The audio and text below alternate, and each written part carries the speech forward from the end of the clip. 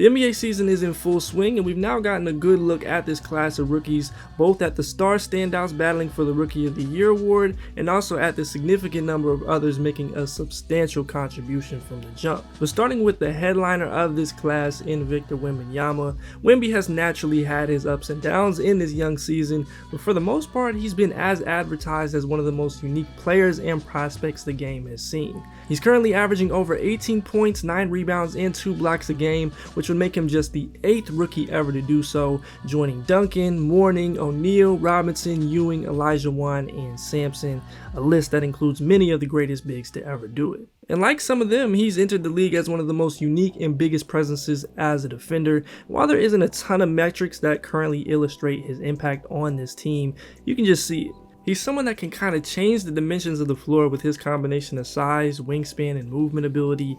He always has to be accounted for, help side at the rim. He deters an absurd number of shots in players from even driving into the paint at times, and he always has to be navigated around in terms of passing lanes. He routinely blocks and changes shots on the perimeter that players think that they can get off. And the crazy thing about all this is he does it while still being a little sloppy in his positioning and technique, but for the most part it just doesn't matter. There's still also some room to grow in terms of his tenacity on the glass, some overplays on the perimeter and jumpiness at times that has led to foul trouble, but he's been great here for the most part. Not second in Defensive Player of the Year odds level of great in my opinion, but great nonetheless. Now offensively, he's just scratching the surface.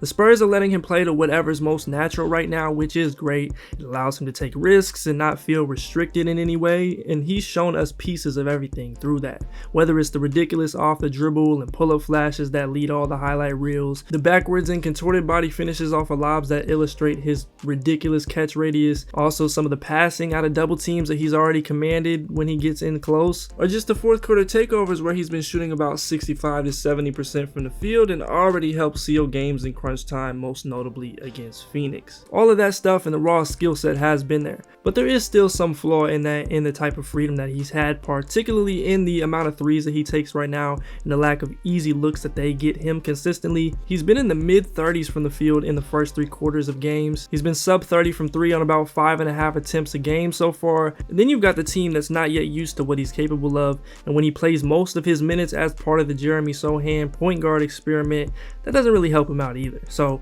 when you factor all that in, some of the lack of efficiency and variance in his scoring is something you understand. But again, the crazy thing is even with some of those clear areas he and the team can get better, he's still getting you 38 and 10 against Phoenix, 29, 9 and 4 against Minnesota, 29, 5 and 4 against Toronto, and this is the worst that he'll be, and that's a scary thought. Wemby's been super impressive and is still unlike anyone we've ever seen in the NBA, no matter how much weight Shaq or anyone else puts into some aesthetic similarities he has to others, and he's part of what's shaping up to be a rookie race that features some of the most impactful first-year guys we've seen.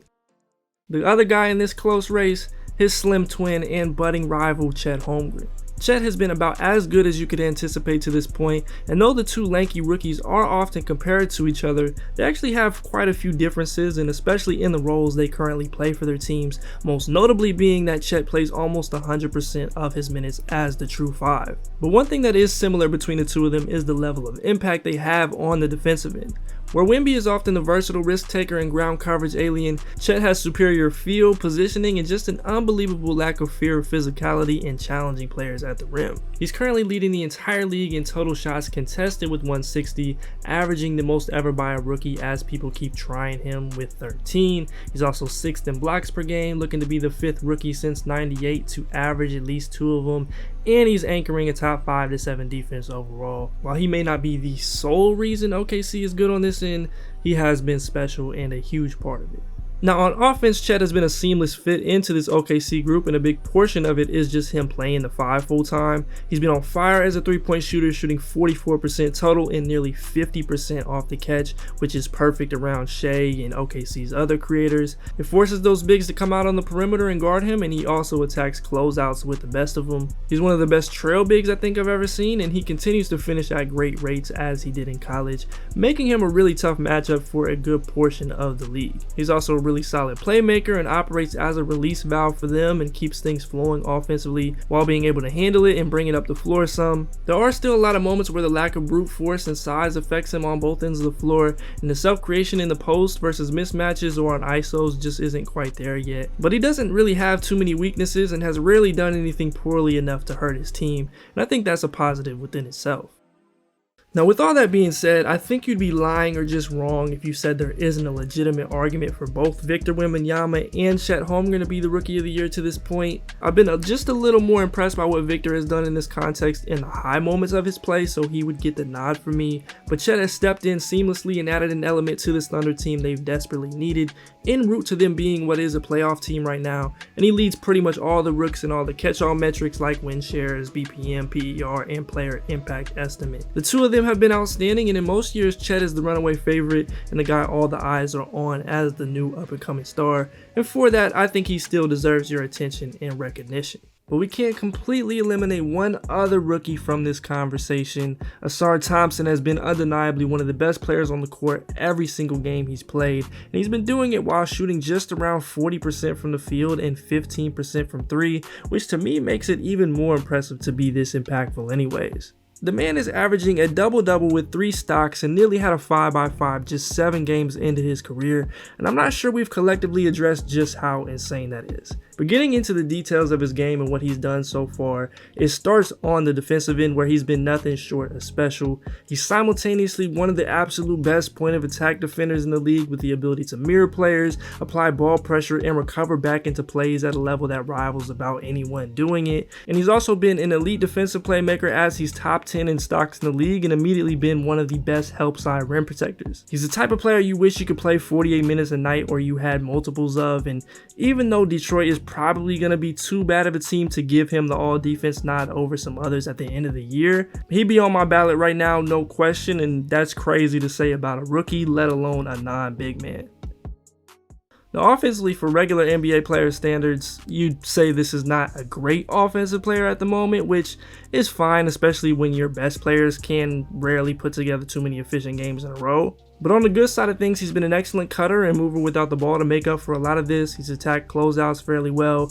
He's also been a tremendous connective passer in all facets, whether it's making plays in transition, making the extra pass in the half court, or even running a second side pick and roll and making a late clock play. He just sees and feels the game at a speed that is beyond most others, and some of the passes are only ones that a few guys can make. If and when he does become a respectable catch and shoot guy in the future, let's say he adds nothing else offensively, that makes him one of the most impactful players in the NBA with literally zero arguments against him. And then to maybe what's the most ridiculous statistical part of his game so far, he's been unbelievable on the glass, averaging 4 offensive rebounds a game and double digits overall. We could try to overanalyze this in a lot of ways, but it's really just a testament to his elite athleticism, but also his motor and just feel for the game or nose for the ball. He's capable of doing it, he wants it more than others, and as a result, he just does it more than others. So to sum it up, it's just been an unbelievable start to Ausar's career, and I have very little reason to believe he doesn't continue this level of play throughout. He deserves to be in that Rookie of the Year conversation just given the caliber he's been at, and I'm excited to keep watching what he does. That's not going to be as flashy as a lot of the other rookies we talk about in this video, but Derek Lively has made an instant impact for a Mavs team that has badly needed someone like him, and he's been a big reason that they've gotten off to this hot start.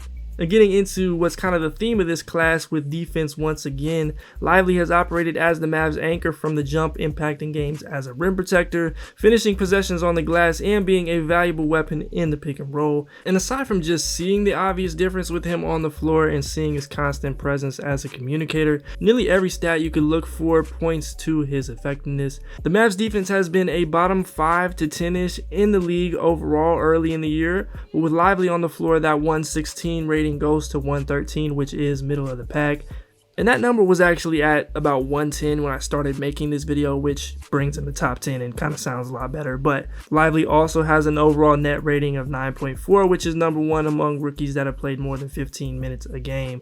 We could keep going with different metrics and lineup data, but to keep it short, he's been super impactful.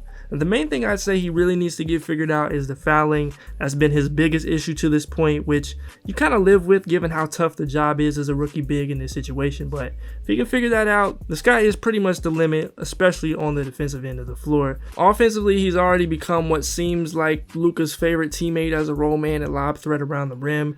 He's improving a lot as a screener by the game, which was a big area for improvement last year and even in Summer League. He's been great on the offensive glass and even shown flashes of some of that short roll and connected passing that was a quiet piece of his game in the past, especially at Duke last year. So for all of that, Lively gets himself a first team spot for me.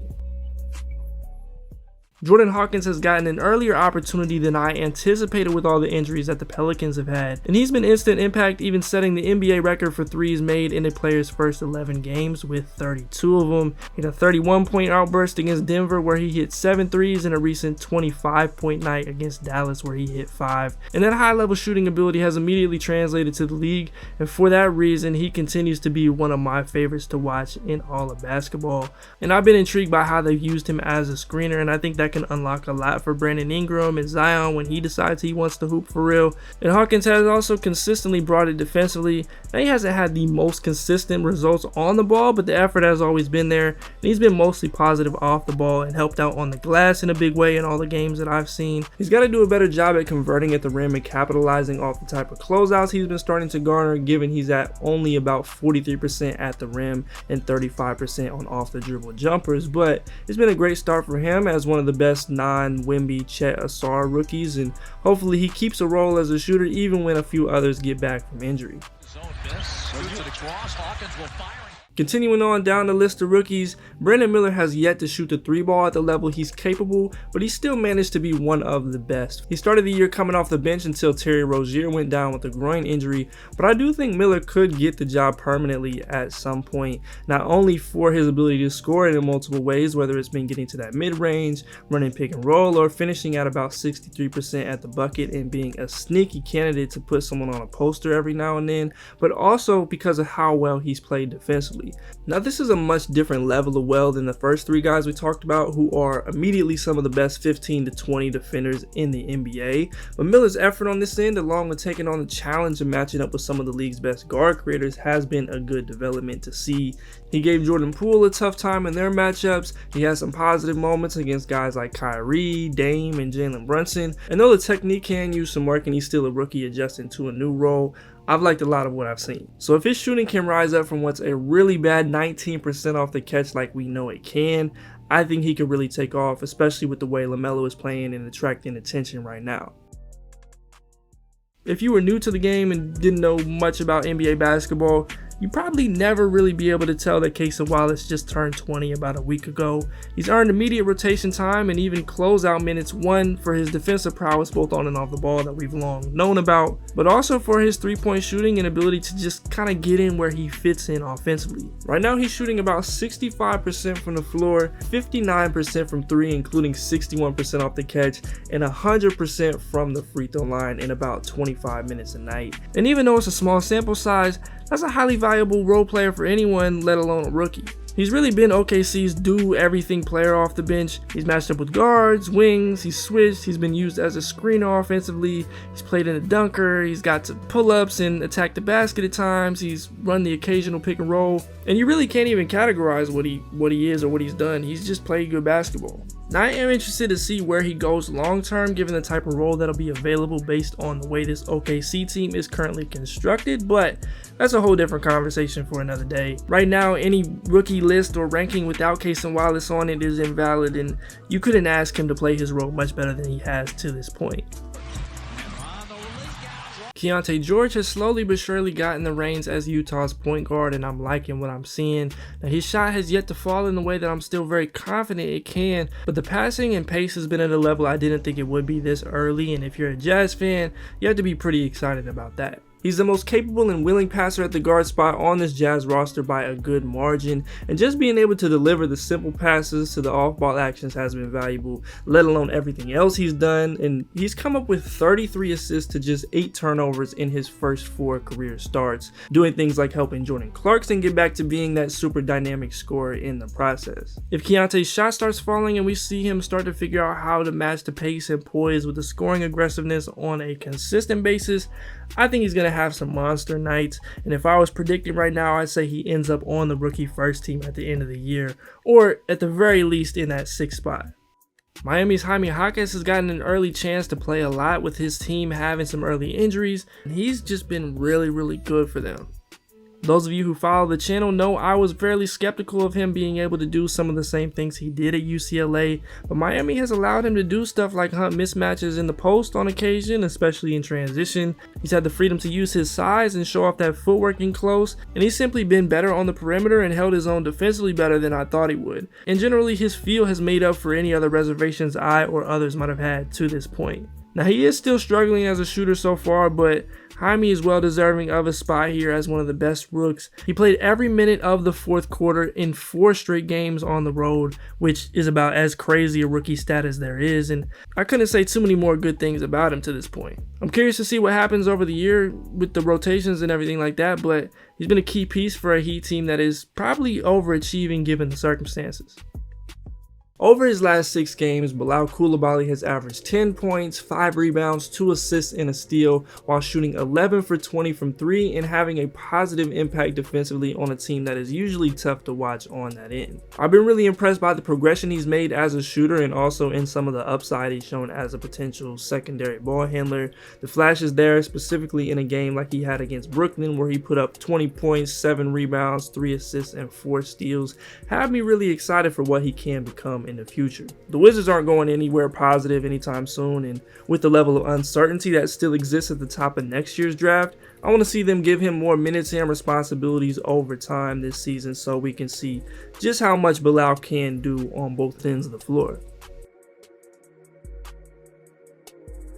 And finally, he has cooled off a little lately with less minutes, but Marcus Sasser has had some of the highest peaks of any rookie, and you can make an argument of him being higher on the ladder for that reason. With Monte Morris out and Jaden Ivey battling an illness there for a second, Sasser really excelled as a bucket getter, shooting 44% on off the dribble jumpers and 41% on catch and shoot threes on the season, while also having a lot of poise in the pick and roll. I've liked the progress he's made as a decision maker too, doing things that he simply wouldn't have at Houston, and he's kept the turnovers low in the process. You match the scoring and shooting that they've needed in the absolute worst way with his point of attack defense, and you've got someone Detroit should 100% be playing way more than they are right now if they're serious about actually getting this thing turned around. Way up to Sasser. Here's a pull-up done. Got it!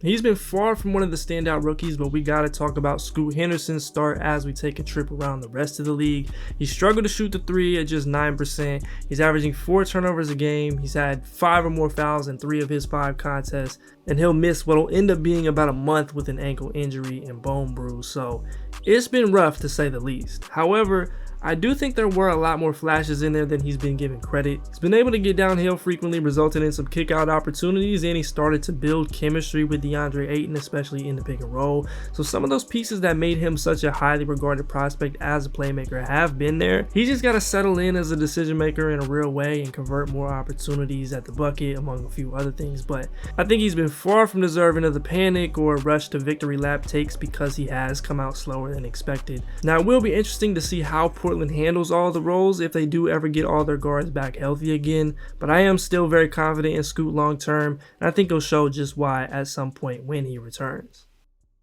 Now to some quick or rapid fire of the other rookies that we didn't get to. Anthony Black has started to get more minutes with Markelle Fultz out, and he's looked great to me. He's shown signs of being great defensively, he's doing all the connective stuff, and he's knocking down the 3 ball. It's still kind of a clunky fit for a lot of people on this team right now, but he's still impressed in his minutes. Toumani Camara has been a solid player and the Blazers' best rookie so far this season, earning a starting spot for his defensive versatility and energy, and he's looking like a real steal from the Nurkic and Ayton trade. Ausar Thompson has been out with an injury for the first part of the season, so hopefully he can join this really good Rockets squad soon. He'll need to take better care of the ball when he gets back, but I think he can be an important piece for them. You'd love if he was in a situation like Ausar where he's allowed to do almost anything, but I think this winning group could be good for him in the long run. Grady Dick has had a really rough start from 3, but he's done most of everything else well. At some point, he's simply just got to knock him down, but I think if they stick with him, it'll pay off in the short and long term. Brandon Podziemski has had some really nice games with Steph out, and I wouldn't mind seeing him in the regular rotation soon. Sasha Vezenkov and Julian Strawther have had some moments as shooters. Craig Porter Jr. had one of the more impressive under-the-radar rookie performances, going for 12, 3, and 5 against Detroit in 15 minutes. And then shout out to Cam Whitmore and Bryce Sensabaugh for putting in work in the G League so far too. I still got Victor at number 1 on the rookie ladder, but it is close between him and Chet at the moment, and Ausar is the far and away number 3 guy for me, and I don't see an argument for anyone else. After that, I think your order could go in a lot of different directions based on your criteria, and depending on when you watch this video, you may feel strongly about one of them being a little higher or maybe a little lower, but that's where I'm at the moment. And that's going to do it for this edition of the Rookie Watch.